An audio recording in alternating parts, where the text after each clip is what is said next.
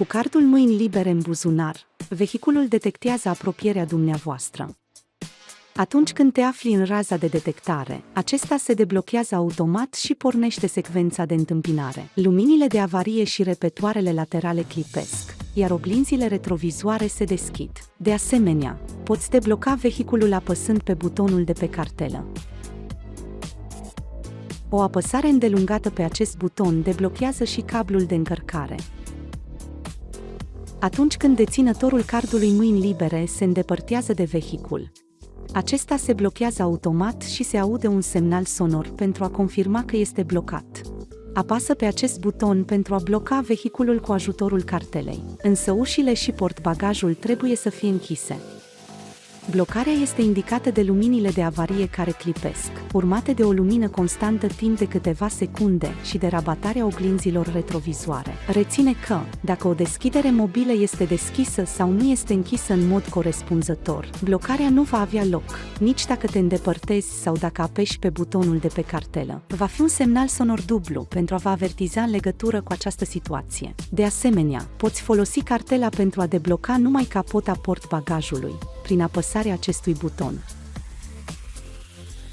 Pentru a porni iluminatul exterior, apăsați aici. Apoi, luminile de întâlnire se vor aprinde timp de 20 de secunde.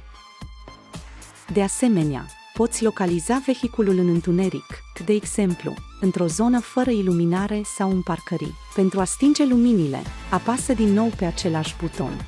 În sfârșit, dacă apeși lung pe butonul de blocare de pe cartelă, toate geamurile echipate cu macarale cu impulsuri se închid automat în momentul blocării vehiculului.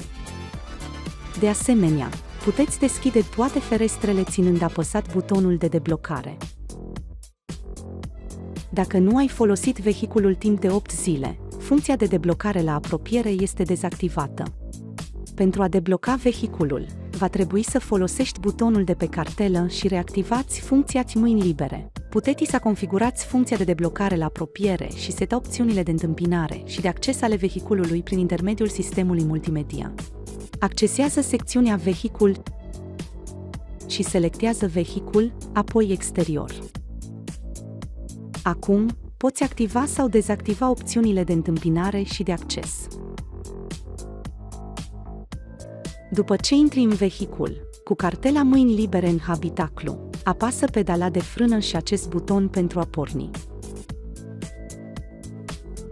În cazul în care cartela se află în apropierea unui dispozitiv, cum ar fi un telefon, care funcționează pe aceeași frecvență, pe tabloul de bord poate apărea mesajul "Așezați cartela în zona plus start". Apoi apăsați pedala de frână. Așezați harta pe consola superioară și apăsați butonul de pornire.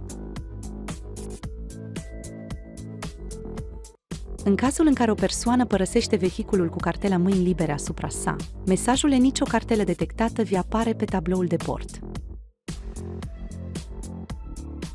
Mesajul dispare imediat ce cardul este detectat din nou. În cele din urmă, nu uita că poți utiliza cheia încorporată în cartela mâini libere, dacă este necesar. Pentru a o accesa, glisează compartimentul în acest mod. Pentru a accesa încuietoarea, scoateți capacul încuietoarei. Acum, poți deschide ușa.